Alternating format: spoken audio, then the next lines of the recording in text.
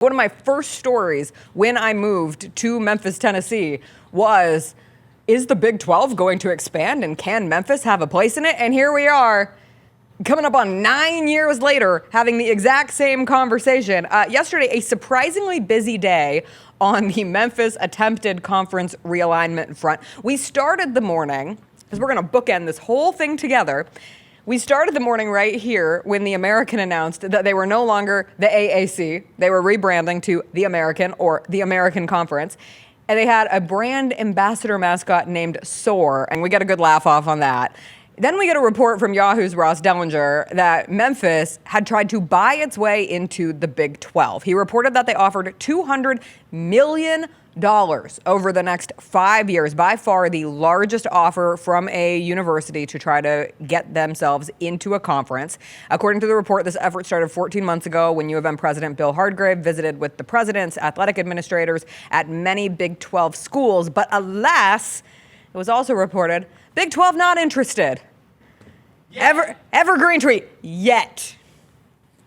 But they are so uninterested that they don't want $200 million. I do want to start with that. Like, that's a strong ass offer. In the words of Will Wade, that is a strong offer. It sounds stronger than what it actually is. No, the entire offer is stronger than even the beginning. The entire offer, I'm with. But when you think about it, the Vernon crew broke it down. What's that per school? Okay. And so when you go per school, it's like $2 million. What was SMU to get to the ACC?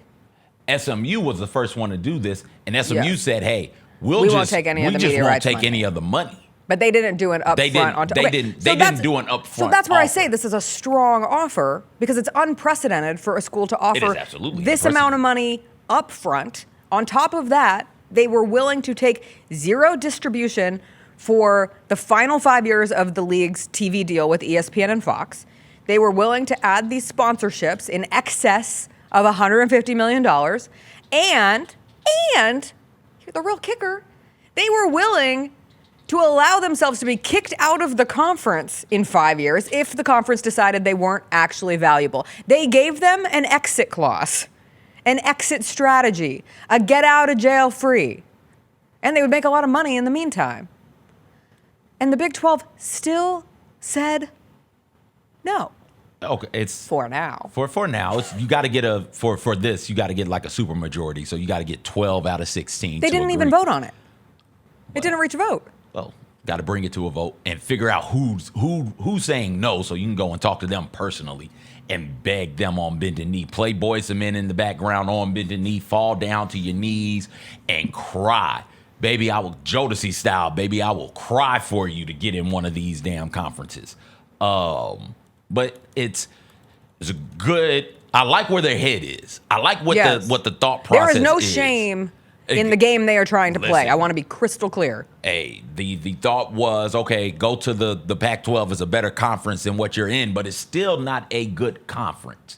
For them to get into a good conference, it's going to be this type of thinking where it is, hey, who can we pay, bribe, cheat, and steal from to get in here? And once we get in, we feel confident enough in our product, in the market, and in our advertisers that we can stay in. I don't know why the Big 12. That's my question. Why say no to this deal? You get $2 million per school, and even if you don't like them in 2031, just kick their asses back out. Yes, take their money. Take their money and then kick them back out. That's.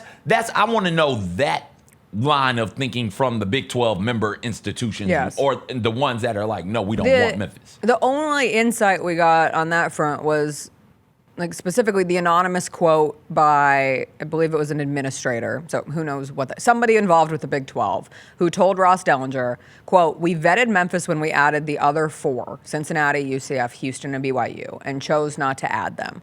What's changed now? Oh, I don't know.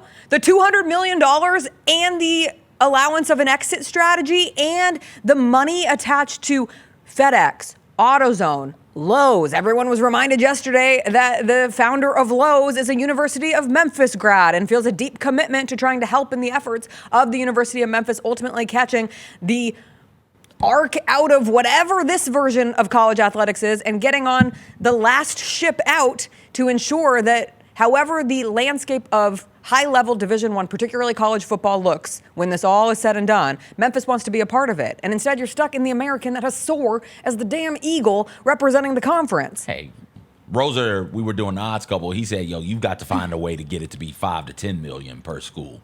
And then at that point, it's like, well, hell, why would you, if you can get 5 to 10 mil per school in a conference, then your eyes probably shouldn't be set on the Big 12. It would be set on a more stable conference, because it feels that the ACC doesn't feel stable. I don't know. Well, I guess at this point you're waiting for that ACC grant of rights to come to its grand finale, where we're all anticipating the schools that managed to jump into the SEC. Just guessing. I don't. Who do you think? You don't think anybody's leaving from that conference? Okay. I think they want to. I think Clemson wants to. I think Miami wants to. I think Florida State wants to. If you're saying that those schools have to leave before Memphis can get in, is that what you're saying? Because my question is, I think that's the next domino to fall in a more aggressive shakeup, where perhaps then the ACC is poaching someone from the Big 12, and the Big 12 needs to replenish. But then where are we at in the? You and I have always talked about this from the grand scheme of it all, and how these schools will ultimately be divided. Will this turn into a new division of sorts, where there are however many teams make that final cut, and where they draw them for, it doesn't really matter. We know it will be the schools of the Big Ten. We know it will be the schools of the SEC. And then there will be the fillers around the edge. And if you are in the Big 12 or the ACC, obviously you have a better opportunity of elevating yourself into being one of those schools that is picked from the sky, AKA the pocketbooks. My thought is, if you're waiting on schools to leave before you get offered from one of these conferences, Big 12 or ACC, which schools are leaving, and then what does that conference look like without those schools? So I think I hear a lot of people and read a lot of comments on social media, take that with a grain of salt, say, okay, when the ACC media rights deal is up, they're going to lose a bunch of schools to the SEC and the Big Ten, right? North Carolina gone, Clemson gone, Florida State gone, Miami gone, possibly Virginia gone, maybe even a Duke, hope. Maybe even a Duke gone, right? Like you could be losing those types of schools. So then my question then becomes, okay, how financially, what good is a ACC whose flagship programs, who pillar programs are what? Boston College, Georgia Tech, Wake Forest, North Carolina State, Stanford, Cal, and SMU. I forgot them. Don't forget our newbies. Them dudes were even in there. Stanford, Cal, and the rest of them, right? Like, what good is that conference for you? Is that a good place for you to be? What Memphis is doing is they're going all for broke. This feels like a last gasp, Hail Mary. Like, this is the last drive. We've got 45 seconds. We've got to get down the field. Let's just start doing stuff. Let's try and buy our way into some of these leagues. But I don't want it to seem like, obviously it's very intentional doing stuff. Like, this has been plotted. That's why I do want to give great credit to the athletic department and the university at large to understanding and acting urgent in this case. Doing something different. Yeah. Like 2-3 years ago, this is not a thought that anybody has. This thought 2 or 3 years ago might have got you in, but like, it shows that you're trying to be progressive in the way you're thinking about getting into one of these power conferences. So yeah, they deserve kudos for that. They got to be more progressive than what they're doing, though. They understand that they have to get out of the American. They have to, and not get out of the American and go to the Pac-12. Not get out of the American and go Conference USA or Sun Belt. It's not necessarily they have to get out of the American. They have to get into one of those 4 conferences. They want to be seen as peers with, and I won't even go with the longstanding members of the Big 12. They want to be peers with Houston, Cincinnati, UCF, and BYU, who was never a part of the American, but was part of that crop that was taken in, what year did they finally end up expanding? 2021? Something like that. Is that when it finally happened? Because they did the whole search in 2016, didn't take anyone. Then 2021, 2022, they end up adding those 4. And Memphis wants to be closer to that than closer to East Carolina and UAB and Texas, San Antonio. CJ, you said you knew the reason. So I'm curious, your reason. In the past, I think the reason has always been, okay, what do you bring from a value standpoint? We're 16 teams deep in this conference. We're 14 deep over here. We're 17 deep over there. Adding another conference mate while you guys are good at sports, like what does that bring us financially? And so in years past, I think the thought was, all right, Memphis comes in. The Big 12, for instance, paid out $558 million last year amongst member institutions. Now, BYU and I think UCF and the new ones only got like 19 mil and everybody else got like 31 or something like that. And then everybody's going to be getting a full 31 here in the next couple of years. Or it'll be split more evenly in the next couple of years. So maybe you're not getting 31, but you're getting like 28 or something like that, which is, when you compare it to the SEC and Big Ten, way too low. So the thought is, why would we add another team in to take more of that pie away? I just did the math, and now I'm confused. If Memphis is saying, yo, we'll bring you $200 million for 16 schools, that's way more than $2 million a school. 200 divided, unless I'm wrong, 200 divided by 16 is like 12 and a half.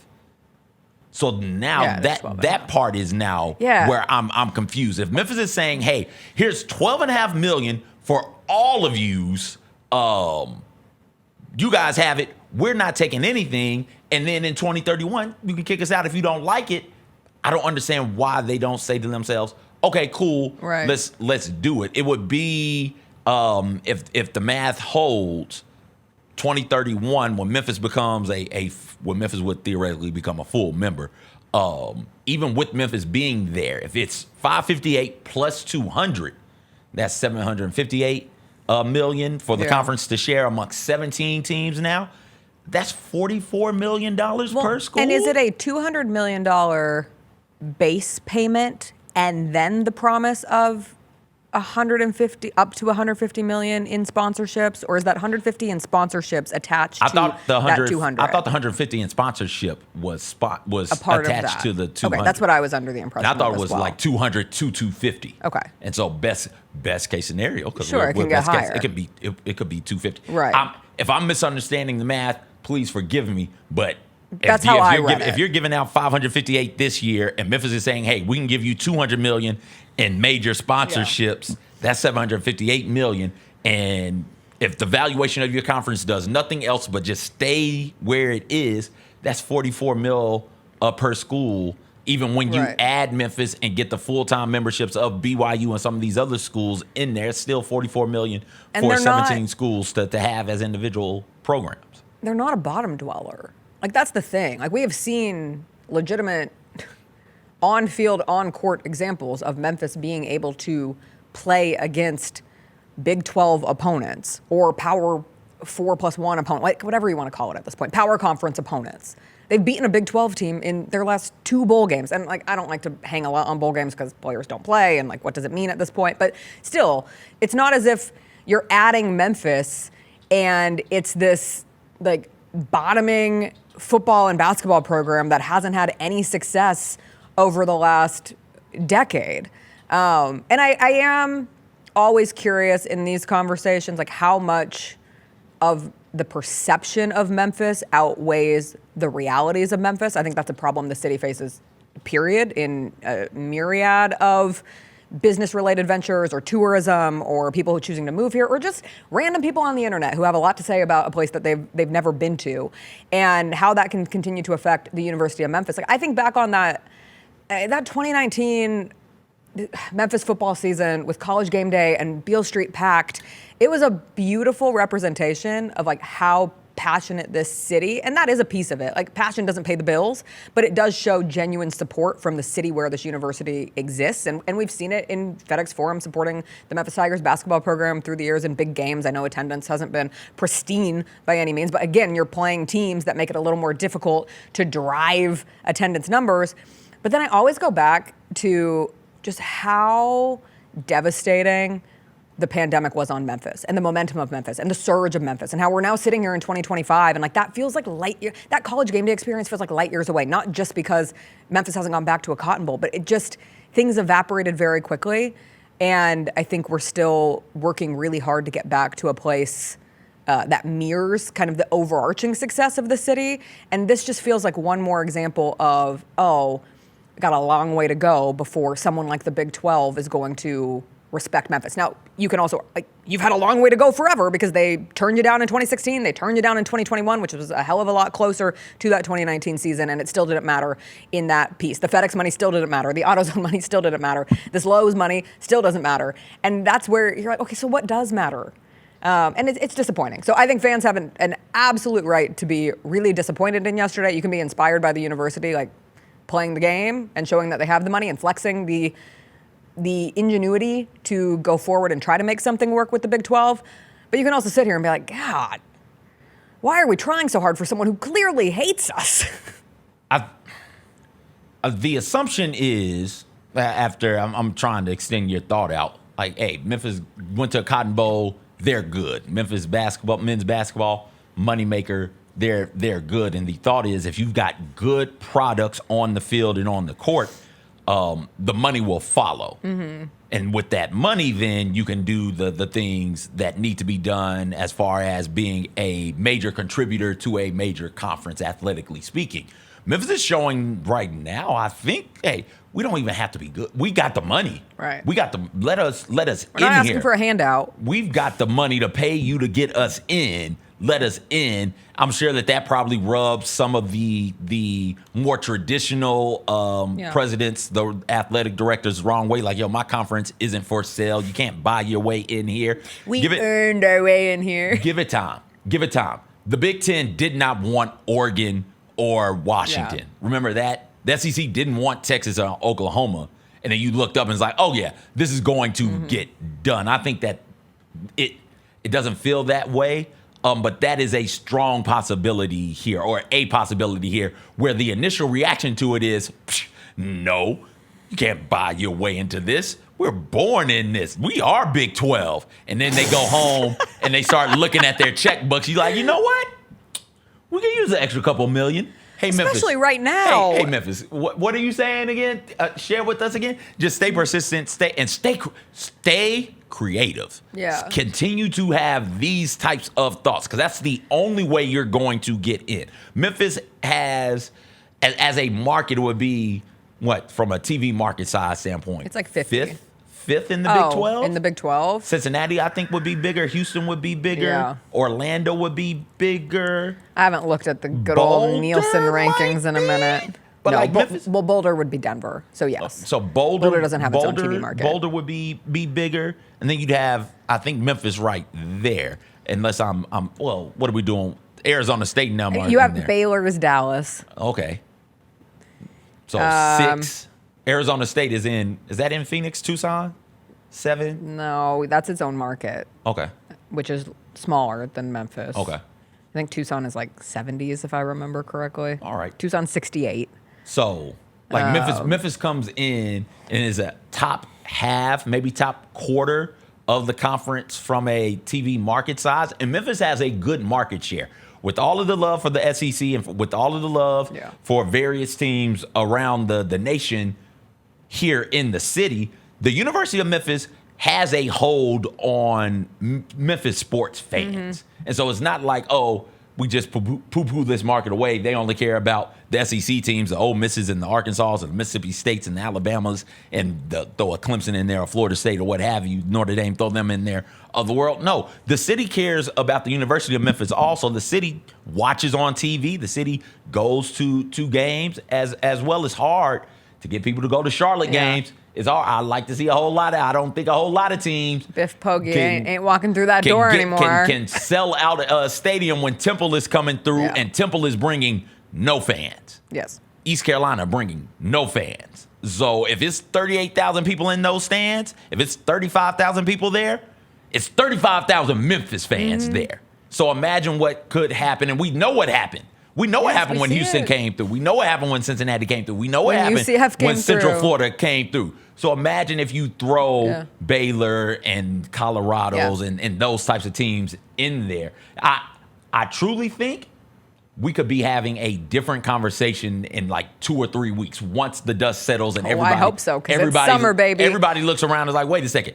We can get how much money? Well, and everybody but has a deeper understanding of what it means that because of the house settlement, you are about to have schools having to pay They're student athletes that we're still calling them from their own pocketbooks. And every dollar is going to count in these situations. That does bring us to early contender for one of the funniest tweets of the year in the sports space, which was Memphis joining the other schools around the American last night and tweeting out their new brand message, built to rise and proud member of the American Conference. And there in invisible ink, you can almost see it. It says, for now, for now, built to rise, proud member of the American Conference. You know, this struck me it tickled my brain in a way. Because I was like, built to rise. That sounds awfully familiar. And then I remembered the Sun Belts campaign in 2014 when they were trying to put solidification around their member institutions that had settled into a more, settled time in the realignment space. They used Together We Rise. So when you're looking for a conference that's real sturdy, you add a rise to it because you're trying to rise up. Now, the Sun Belt had a sun, and the sun did rise. So it was a nice little play. Obviously, nepotism trying to support a decision that my dad made back in 2014. Now I see why we got Soar the Eagle, because we're built to rise with Soar, because he... Or she. They're rising. They're rising. They're Soar. Just call them by their name. They're soaring.